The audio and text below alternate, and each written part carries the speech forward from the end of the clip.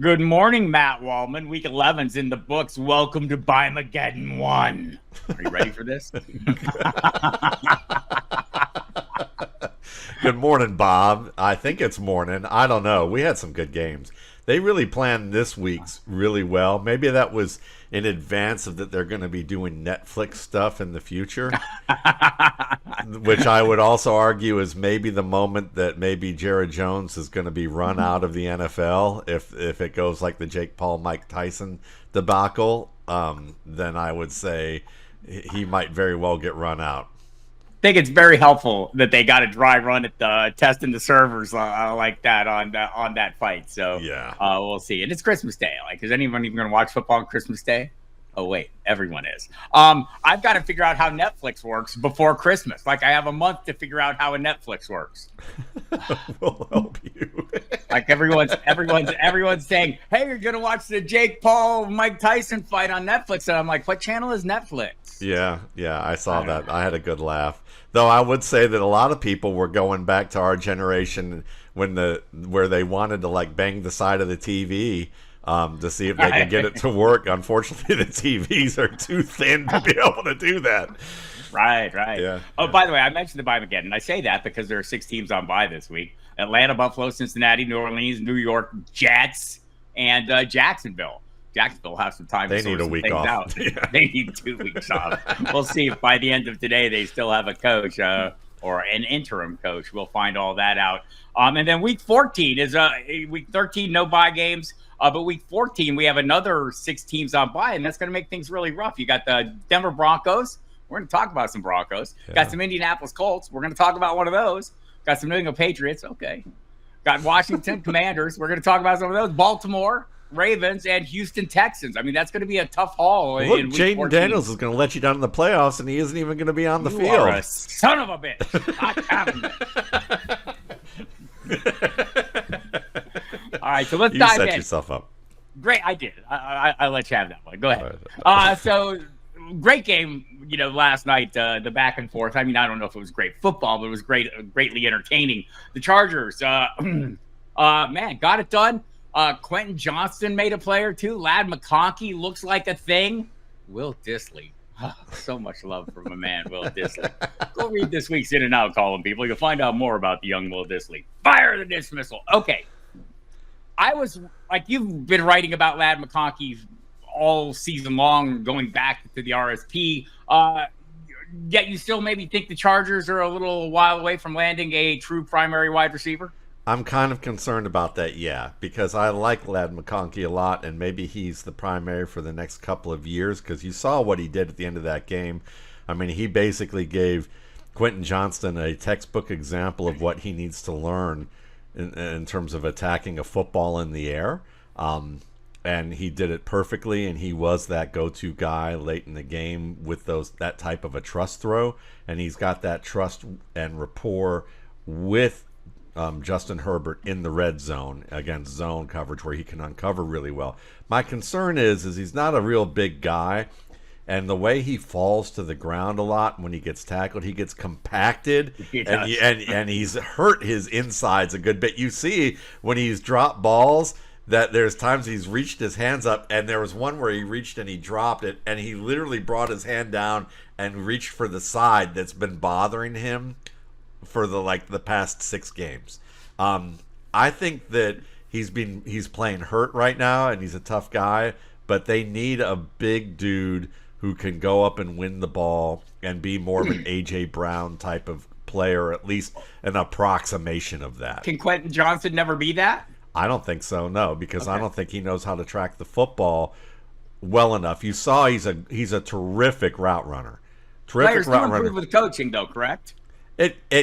I would say that's difficult because the thing is what's hard to coach by the time you get to this level is when to stop and go up for a ball that's vertical.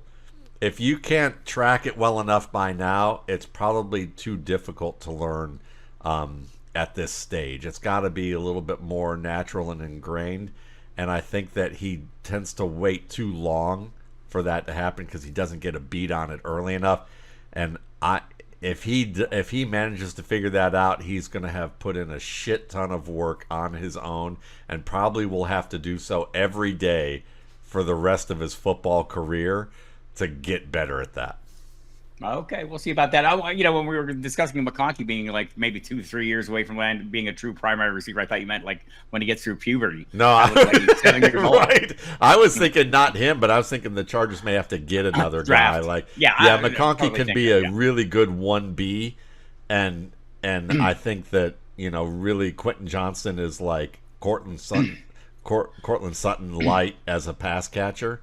Which is not a great thing, but it's kind of like Tab light, I guess. Right. We should acknowledge that Justin Herbert is who he thought we thought he was. That guy. Maybe not me. I missed on him a little bit, but he looks good. He looks good. He can play for football. Yeah. J.K. Dobbins also very good right now. Let's project this out a year. Will J.K. Dobbins be a running back one, a top 12 running back for fantasy purposes in 2025? I think so, because this offensive line's only going to get better in the Jim Harbaugh system. He's a clutch player right now. I mean, you saw that run on power. When you run power, there's really only one hole you're supposed to hit, but the Bengals had it well covered, where they had basically 3 defenders against two blockers where J.K. Dobbins was heading, and he still managed to get through with a cutback, and you don't normally cut back on power like that. And he did it right in the face of an unblocked defender.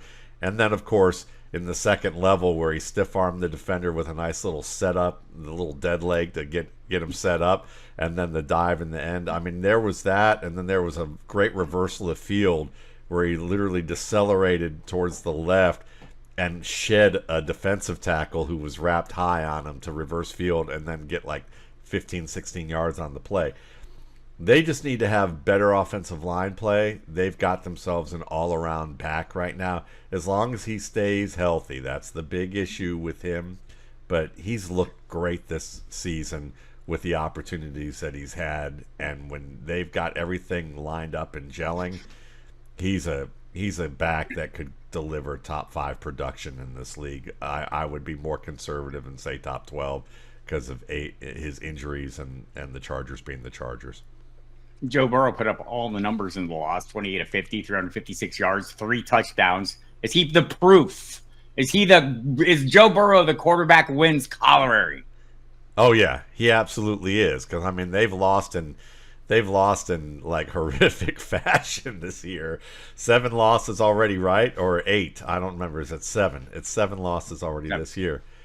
And you look at the way he's played. I mean, last week we talked about how he might be the best quarterback in the league, and you watched what he did, in terms of he's the best in the league of throwing on the run. That's what Chris Collinsworth brought up statistically. He's the best at doing that statistically this year.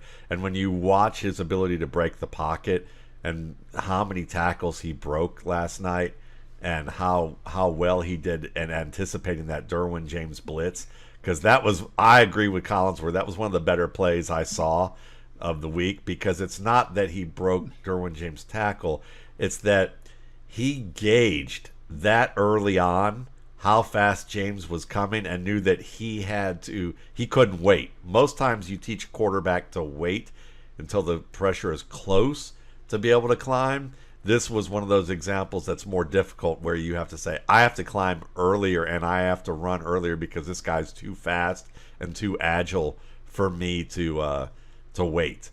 And it was just a fantastic play and throw to Chase Brown that capped off everything. And he literally hit T. Higgins on the hands when he had to throw it earlier at the end of the game on the Hail Mary. I mean, he's an incredible quarterback. He's just... And I hope this team kind of stays intact offensively. I just want to see them get better. Let's go in that. 2 things about T. Higgins. Thing 1, can I have some of that lotion? Whatever the hell that was they put on him seemed to work really well. He hurt his back. Also, I think Josh Gordon might want some of that lotion too, but he might. I think he got banned for that. No, I think he might have. Yeah. Higgins is his best future in Cincinnati? Financially, no, but so football he's going to take his chances. But football-wise, Unfortunately, yes, because who are you gonna get? Where are you gonna go where you're gonna have a player like Joe Burrow? There's maybe 6 or 7 quarterbacks, and they usually have good receivers already. So it might happen for him, but with Burrow, I mean, you're not going to get the quality of targets and opportunities, especially with Jamar Chase opposite you, that you're getting. He's got incredible hands. I love how he catches the football. I mean, he attacks the football so well. There's a throw that I'm going to probably show in today's top 10 at Football Guys, where literally the ball's 3/4 of the way to him, and his hands are at his sides because he wasn't expecting the ball that quickly because of pressure, and he still manages to snatch the ball right in front of his face mask. I mean, most guys would have had that ball lodged in the face mask or bouncing off of it. And you know what they say, when you can snatch the ball from the hand, it is time for you to go, Grasshopper. That's right. That's an old reference for the kids out there. Go get on your Google. Okay, David Carradine. Yeah, right. Or Keith Carradine. But David. there are other quarterbacks out there, Matt Waldman, young quarterbacks, talented young quarterbacks, and we'll discuss some of them beginning now. Anthony Richardson's benching was good for him. Feel it or fuck it. That's what the Colts want you to believe.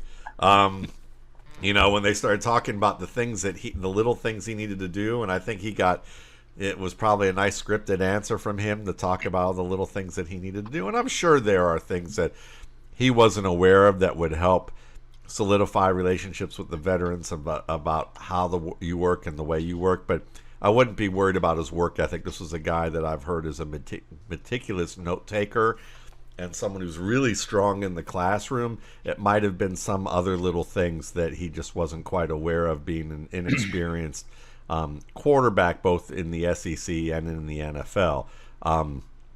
But I do think it helped him kind of understand that he has to leverage every little opportunity and that he has an impulsive owner. So the timeline is going to be rather quick, and it's likely to be the case wherever he went in the NFL that he would have an impulsive owner. So it's kind of like he got a little bit of a dash of reality thrown in there, regardless of whether it was the fact that Joe Burrow just basically lost his opportunity, and they realized that maybe they were going to get more out of Richardson if they let him continue playing.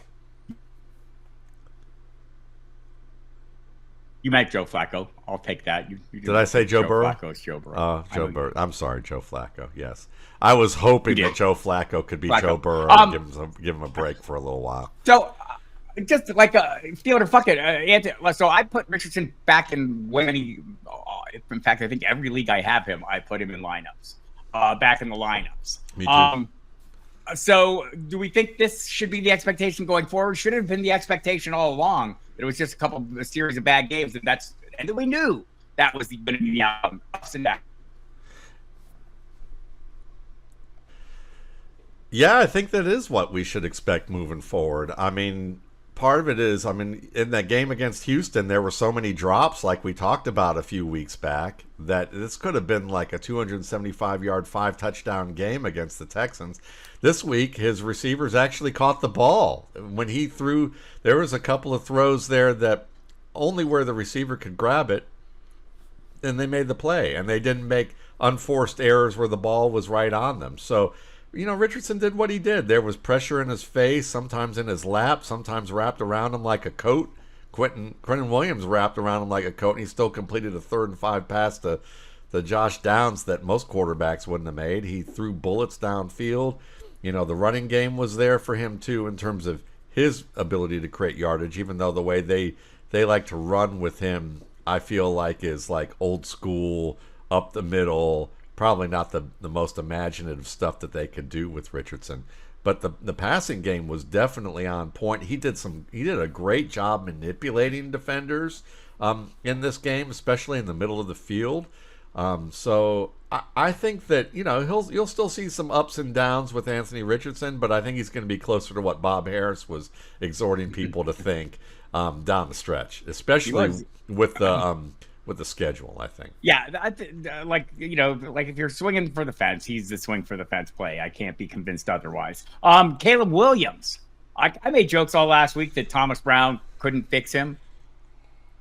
Could I have been wrong about that? Could Thomas Brown fix him? Listen, if I'm going to have a little hometown pride, Thomas Brown's from my hometown of Tucker, Georgia. So, okay. And he's a Georgia guy too. So, and he's a running back. So all three things that you're not going to besmirch Thomas Brown for me. But no, seriously. He did. And I think there were some easy things to fix. I mean, if you listen to Brandon Angelo on our show last week, Brandon was like, listen, from people I've talked to who were close to the organization, Shane Waldron, has a good offense in terms of like plays, in terms of if you break it down just to individual plays and plays drawn up, but putting those plays together in a coherent way so that your quarterback can actually get some good lessons is another story. Also, maybe it's a good idea that if your quarterback's used to knowing how many steps he should drop back for each play, that maybe you actually give him a prescribed number of steps to drop back on, so that when you finish your drop, you're actually in position to throw the ball with timing to your receiver rather than say, just get back there and wing it, which was exactly what Shane, as crazy as it sounds, Shane Waldron was doing there. And then you have a receiver in DJ Moore where, from some folks who've watched it a little bit more than I have thus far, and I'm going to watch Caleb again today, but from what I saw, what was told to me about DJ Moore was that he's a very good route runner technique-wise in terms of, physical techniques.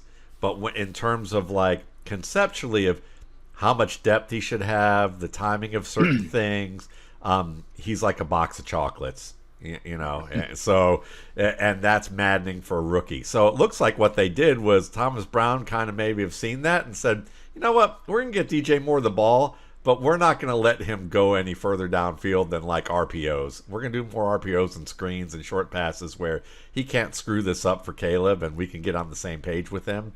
And we're going to do some things that make a little bit more sense. So at least this week, they look better.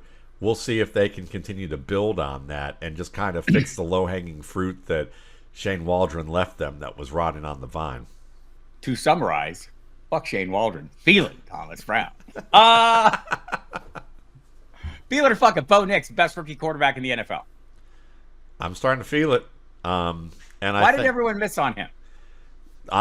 I think the reason that everyone missed on him was two things. They logo scouted, and you look at Auburn and how bad Auburn was, and that Bo Nix played an RPO-based offense for a long time, for a couple of years. The nickname RPO Bo became like a thing. And then when they watched Oregon, and even when they watched Auburn, what they didn't realize is that Bo Nix does something that most most prospects in college don't really do very well, and people gloss it over as they'll do better with this when they get experience and they get seasoned. They just gotta play more and they're going to be good at this, and that's manage the football game. Okay, Bo Nix, what he did better than anybody in this class was throw the ball away when he made some reads and that nothing was there. Take care of the ball in the red zone and in the black zone, inside your own 20 or inside the opponent's 20. I joke that he was Mitchell Trubisky with sense, okay? Because Mitchell Trubisky couldn't do that. Most of the quarterbacks that come into the league don't do that well. Bo Nix has consistently done that. So even when people were like, oh, he's drifting in the pocket, and mechanically his foot's doing this. Oh, and his arm's doing that. And all the quarterback gurus out there who are like starting to do analysis, who were former quarterbacks, they miss on that shit because they're thinking mechanically. They're like grammarians who are talking about writing, and they don't understand really the perspective of what's important for a quarterback to have when he gets into the league from a conceptual standpoint, because they haven't spent enough time figuring out what works from a scouting standpoint. They just take their experiences and they talk about it, which is valuable. But the problem is that guys, a lot of people who scout come from that circle. So what happens is they don't look at the fact that the better you manage the football, the more opportunities your offense gets. The more opportunities your offense gets and the fewer mistakes you make, the more likely you're going to learn. Because you're not, And because you're not having negative experiences, the less likely you're going to be questioning everything that you did wrong. And all that bandwidth that was unnecessary, that was just poured, that you just basically put in yourself into a hole there, isn't there. So now you're just reacting to making clean plays and knowing what works and being able to experiment a little bit more, but make adjustments where it's not overwhelming. That's why Brock Purdy did well, because he had a good offense. So a lot of the things that his teammates could have done poorly, like, say, Anthony Richardson's teammates who dropped the ball or allow pressure into him, that adds bandwidth to you. That is unnecessary. Brock Purdy didn't have that. He was able to just focus on his own thing and elevate the offense. And when he made mistakes, they weren't always killers. You know, he was always in opportunities to succeed, or more often to do that. Same thing with Bo Nix, is that he doesn't make mistakes. Or in a different way with Bo Nix, is that he doesn't make mistakes, and then that elevates his opportunities to really grow and learn. And it puts Denver in positions to succeed, so he gets more chances to get better. And so that's the most valuable thing with him. And then on top of it, as Sean Payton said, we didn't know how athletic he was, which I kind of wanted to laugh, because that tells me, did you listen to your scouts? Did your scouts tell you how well this guy can move and run around in the pocket? They were relying on, they said, well, we didn't run or work out at the combine as a runner or in his pro day. We just wanted to see him throw, and he had turf toe, so we didn't want to see him move. But like, if you watched him play, you could see that this guy was a very good athlete. He just wasn't Jayden Daniels. So I think people missed on a confluence of things. And also, and he's so old already. He's like Chris Wanke. If you remember Chris Wanke, who was like nearly 30, they want to make it out like that. Of course he was better at Oregon because he played forever, and we keep hearing that. Brock Purdy, he played forever, but I mean, it's not like they're 34 and they're entering the league and they've got 3 years left. These guys should have another 10 to 14 years of a career if they play well. So that whole idea is nonsense. This guy's promising. Matt, he's not promising. He's a viable quarterback one. Why do I say that? Because I look at numbers. Yeah. Right now, for the season, Bo Nix is quarterback 4. I want to say quarterback 6. Since week 5, he's quarterback 4. On the season, he's averaged 17.7 points per game. From week 4 on, he's averaged 21.3 points, or from week 5 on. Imagine if he had Justin Herbert's receivers. Or imagine if he had Bear Trap. Sorry. his look a little more adult, including Devaughn Vele. Quickly before we get back to quarterbacks, field or fuck it, a future wide receiver 1. Fuck it, but I think he's going to be a good player. I think, as Cecil Lammy mentioned this summer, they see him as their future Tim Patrick. I think he's like Tim Patrick plus, which means a good wide receiver too. All right, so next quarterback. Let's go to Jayden Daniels. Jayden Daniels' recent play is due to the rib injury more than it is anything else. Oh, fuck that. That would be nice to say.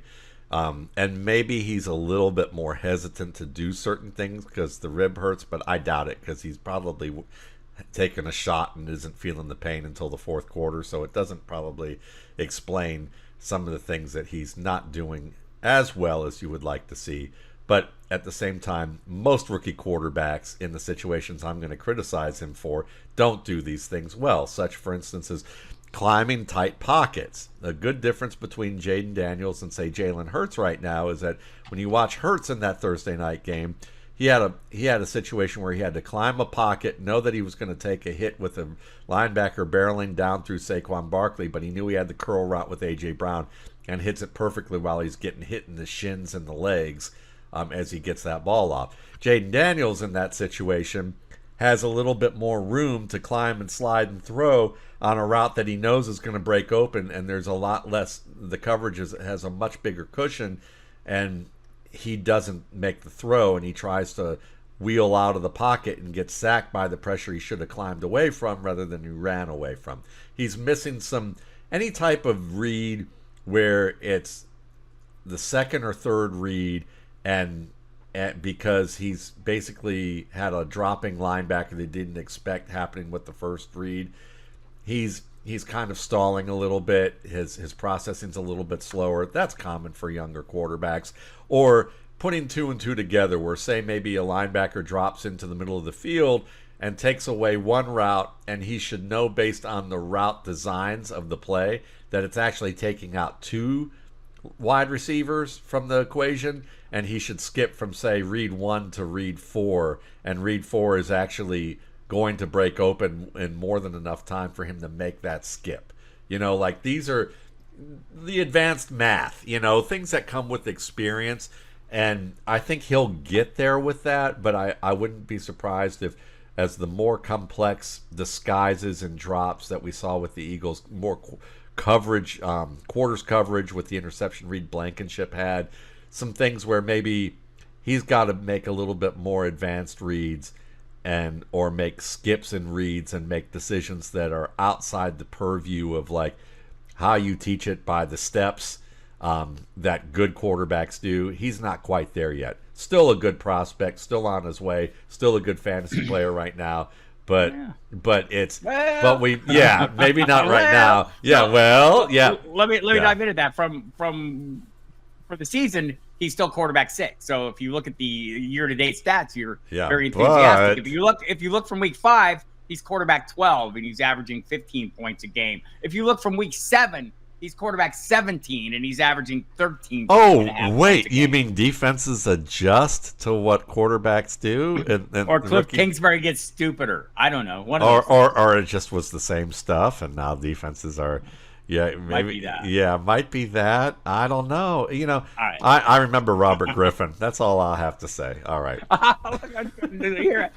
You had to get in there. Hey, it's Monday, and I'm tired. Well, if you're going to get in there, let me get in there. All right. All right, Matt. Calm down. Relax a little bit. Might want to keep your hands in your lap or something. Michael Penix Jr. is a buy low. Feel it or fuck it. It was only 3 plays I got to see him throw the football, but he's definitely a buy low, and the reason is dynasty, yeah, absolutely right. Dynasty. Redraft, I mean, he's a monitor. That's basically all you're doing is you're monitoring whether or not he's going to get an opportunity to play. But what I liked is at the end of that game, they put him in cleanup duty, and he was making checks at the line. He was making adjustments and calling things out. And showing a good diagnostic understanding of what was going on with the plays, and he made some beautiful throws. One, unfortunately, was a ball that was dropped by Casey Washington, and Washington concussed himself as it went through his hands, and he landed funny. He made a nice throw in the middle of the field. Listening to the tone of your voice, this is usually reserved for the times you speak of your wife. I don't know, man. I think there's something going on here. You might be right. You might be right, and you are a sneaky little bastard. But I would say, overall, if I was JJ Zachariason right now, it's good that there's no camera, that the camera's from the waist up at this point. There you have it. All right, quickly, there was some news this morning. Daniel Jones has been benched. Nobody should be surprised by that. The surprise was Drew Lock doesn't get the call. Tommy DeVito gets the ball. Feel it or fuck it. Surprised? Mildly, but here's the thing: DeVito is a good anticipatory thrower. He moves well in the pocket. He's someone that they like what he did in the game from a mental conceptual perspective last year. So does he give the Giants the vertical opportunities that Drew Lock is going to give? Absolutely not. But he's more of a Rich Gannon-esque type of player, but he can get it downfield. So maybe what they're seeing here is that Lock is the guy that maybe they felt like they could go to if there was an emergency right away and would feel good. But with some game planning, maybe they felt like DeVito is the guy they want to see, or we just all want to do this. Yeah, or they're angling for a higher pick, and while at the same time getting ticket sales for for the Giants Giants fans who are very excited about getting one of their own in there. This is so. I think there's a little bit of that going on too. We'll have an entire offseason to talk about the quarterback class that they'll be choosing from. Saquon Barkley, the Philadelphia Eagles version of Saquon Barkley looks distinctly like the Penn State version of Saquon Barkley. Feel it or fuck it. Fuck it. Most people think that, and I understand it because they're seeing the highlight runs and the movement and all the things that he can showcase. But that worked at Penn State, even if he wasn't following the plays as designed, because he was an elite athlete. If you're actually watching it, when you actually learn the game for running back play, he's matured since then. So he's a much more mature decision maker who understands how plays develop and how to stick with the play to make things happen, rather than just trying to say, oh, open space, let me out athlete people and get there. He now is like letting the play develop, then out athleting people. So I would say on the surface, it's feel it. For real, it's fuck it. He's better. He's fucking fantastic. Yes, he is. The volume, the anticipated volume. I keep going back, I'm drafting. My focus on drafts has been anticipated volume, like in the early round, and in every round. Anyone who I think is going to get volume. You look at what Howie Roseman said when they signed him. Like, why were the Philadelphia Eagles raising the value of a running back when everyone else was devaluing running backs? And the answer was simple from Roseman. And basically, one sentence was, well, he's a guy who's going to touch the ball 300 or more times this year for us. It's a very important part of our offense. He was underestimating.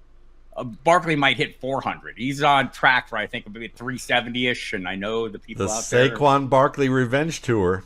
It's on, man. Yeah. All right, so keep the camera up.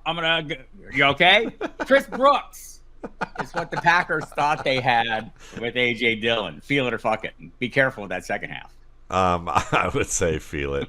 I'm feeling the idea that could be the case. And I think that but we're going to probably, I don't think the Packers are feeling it yet. I think they're like looking at it and going, yeah, he's pretty good. He's probably going to be a good opportunity to compete to make the roster again next year. But this Marshawn Lloyd, once he gets his act together, draft capital bias. Everything's going to work. We're just going to give him a lot of opportunities because he's so talented. Draft capital bias, But when he starts fumbling the ball like he did at USC and at South Carolina, if he doesn't fix that, he could be they may be looking for a guy who they thought Marshawn Lloyd was going to be. But Chris Brooks is going to be in the league for a long time if he stays healthy, whether it's with the Packers or somewhere else.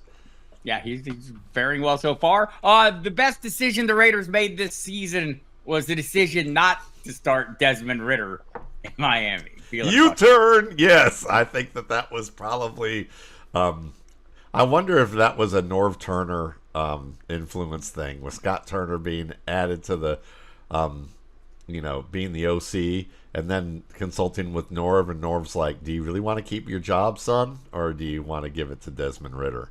Because if you give it to Desmond Ridder, he's not going to know where to throw that football. Did you see the Atlanta tape? Did you see the Cincinnati tape? Because we should go back and look at that. This is a guy that if Squid Games did red light, green light, I don't think Desmond Ridder would have made it 10 yards, to the goal. So I would say, yeah, very good call. Just stick with Gardner Minshew, unless you want to go the DeVito. I think DeVito's better than Desmond Ridder. I think DeVito is way better than Desmond Ridder, to be honest. You're just not as physically talented. If the Giants really want the first overall pick, they should trade for Desmond Ridder. That makes perfect sense.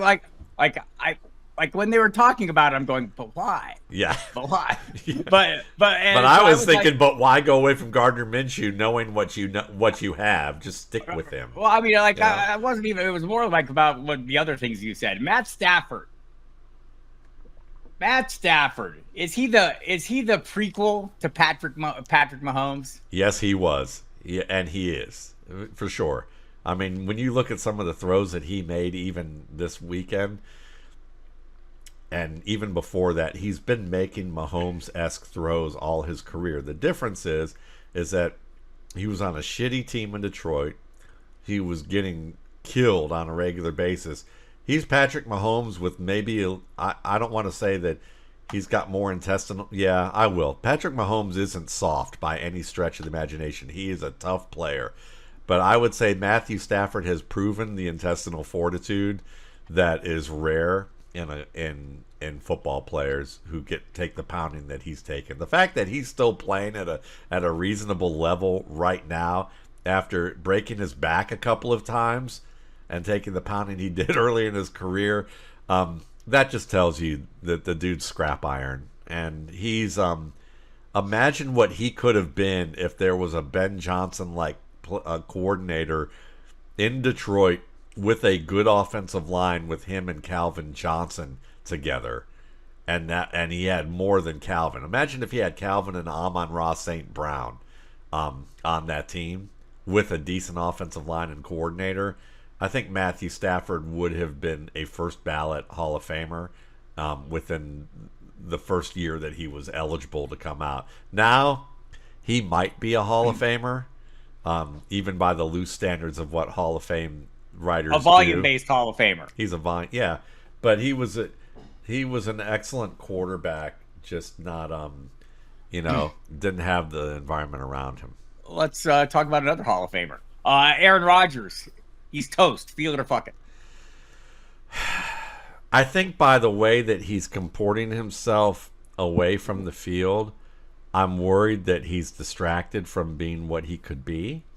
But I'm not going to fall for that weak ass media bait that I think people do, because I'm tempted. I tried, but I'm tempted, but I'm not going to do it. I think they need another year to get it all together. There's been a lot of chaos there. Some of that may have been his own doing. Some of that may have been blown out of proportion.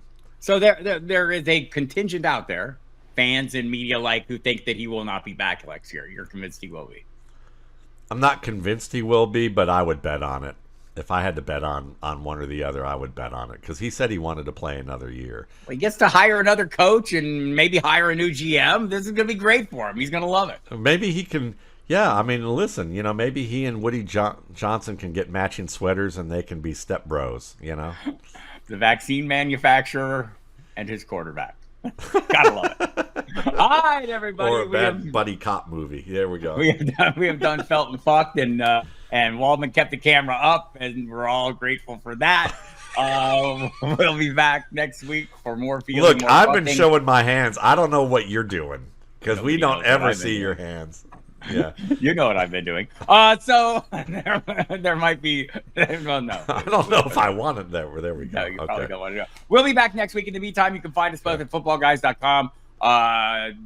Articles throughout the week, every single day. You can find that here on the YouTube platform of the RSP, as well as at the RSP, as well as on the X device, as well on the Blue Sky device.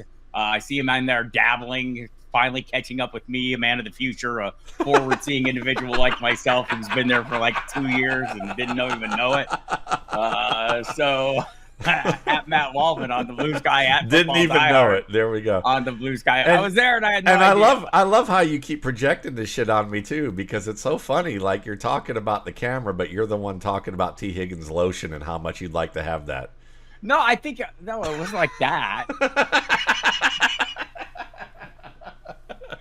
Thank you, everybody. We'll see you next week. Love you, Matt.